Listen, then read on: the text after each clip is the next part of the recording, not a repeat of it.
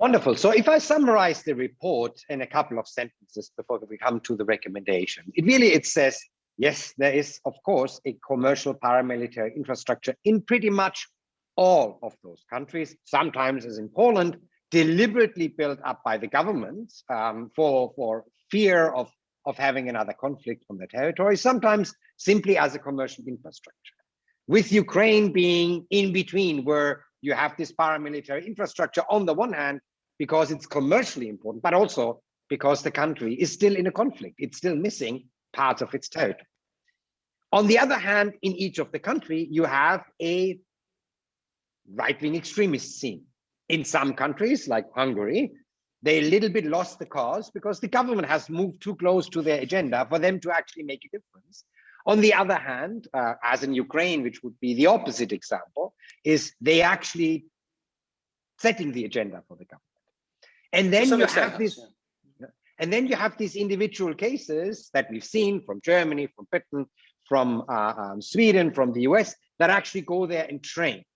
But they train at the commercial part rather than necessarily at the far less developed paramilitary arms of those violent right-wing or right-wing extremists in those individual countries.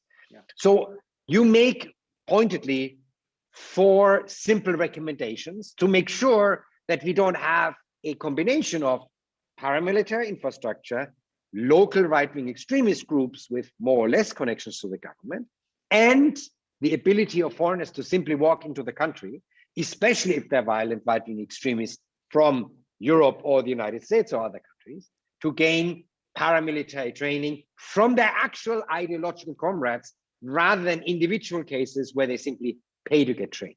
What are those recommendations? I think I'll tackle the first 2 in one because they're connected. They're all connected, but the first 2 are kind of, on the same wavelength, if I could put it this way. I'll maybe say it like this. Look east to look west and look left to look right. So let's put it this way. As we discussed, quite a lot of this, we're looking at Western individuals, and we want them, but we would love to be able to spot how many of them are moving from the Western European countries to Central Eastern Europe to train. That's true. But I think the one missing element of our puzzle is the Eastern dimension, very much present in the Czech, especially the Czech case, but also Slovak, that the local paramilitaries, they don't see themselves as nationalists. They see themselves as post-Soviet, post-communist. And if they have connections, they don't have connections to Western Europe, they have connections to Russia. And I think the main threat is the axis. A Western like we discussed, the Western European individuals moving to Central Eastern Europe to train or obtain skills. And yet there is the third element, meaning, well, Russian instructors, Russian blessing, etc., etc., etc. So that is the, look east to look west and look west to look east, in a sense. That there is a third dimension there that we sometimes miss because we only want to see, okay, Germans moving to Czech Republic, full stop. Well, what if then the local extremists connect with the local paramilitaries who are allegedly post-Soviet, but in reality are far right, let's put it this way, because they are anti-migrant, anti-state, anti-LGBT, but they say, hey, we're post-Soviet, we're post-communist. That's one.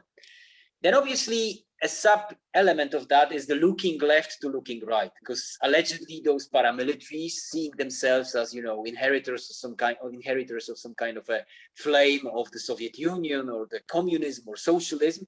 They are allegedly on the left, but they're not on the left, as we just said. So you have to essentially look into organizations that, by name, Czechoslovak Soldiers for Peace. It doesn't sound very fascist, to be honest with you.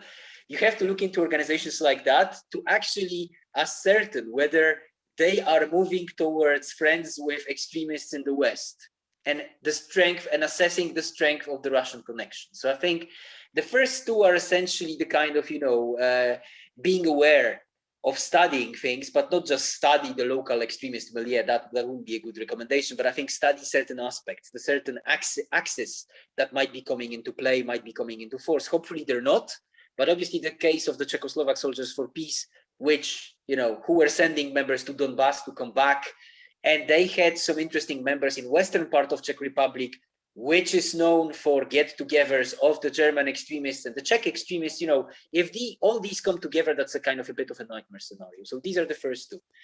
Then you have a situation which is very much connected to Ukraine. And the Ukrainian situation is that I think US was able to get the Ukrainian authorities to react very much in a knee-jerk, but in a positive light, if I could put it this way, to arrivals of American extremists into Ukraine. And Ukrainians know that this is a red flag, that, you know, these individuals have to be looked after, inverted commas, and they have to be deported at least. And it happened recently, you know, allegedly some people wanted to set up shop of Atomwaffen division in Ukraine. And Ukrainians immediately shipped them off to the United States. Interestingly, not much happened to them in the United States. So obviously that tells you, you know, what is the game that the US is playing here, but okay.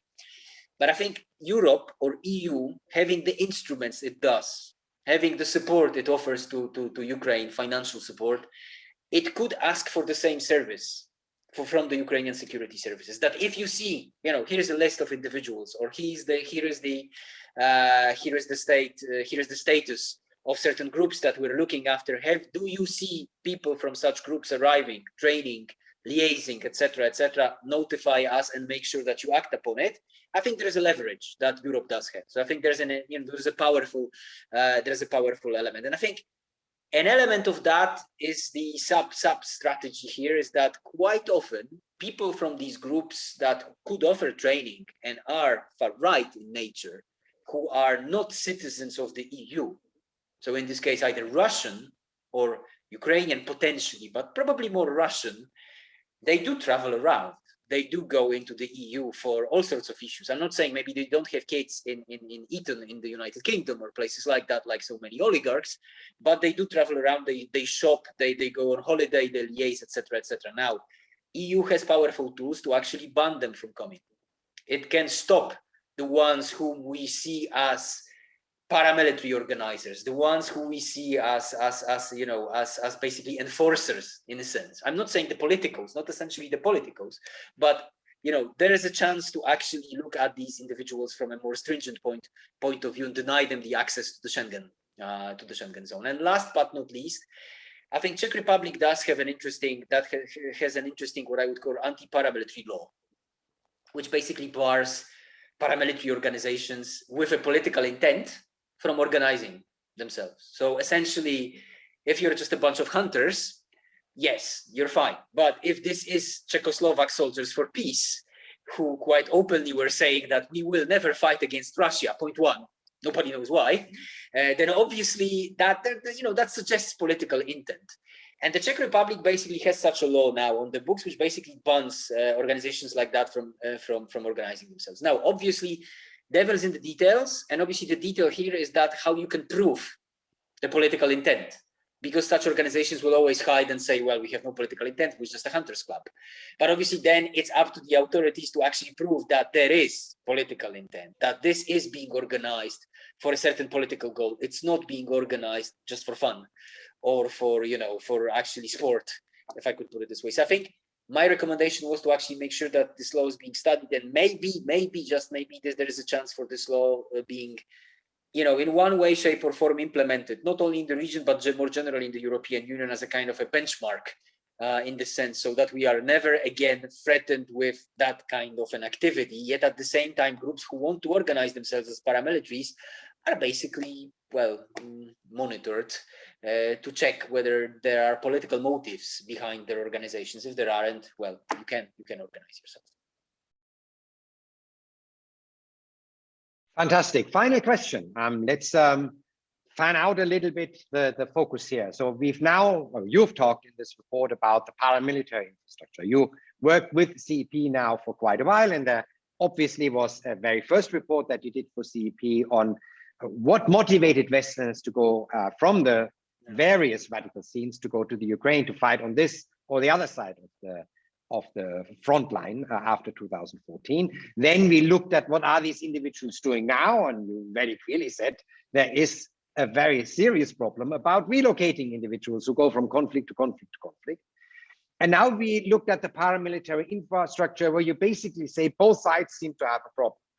We, because I'm sitting in Berlin right now, We need to make sure that our counterparts in the governments in Eastern Europe needs to know who our radicals are so that they can recognize them when they come to train. They need to do a little bit more of the homework to ensure that whatever paramilitary training infrastructure they have for whatever reason is not misused for other purposes than simply training their own populations.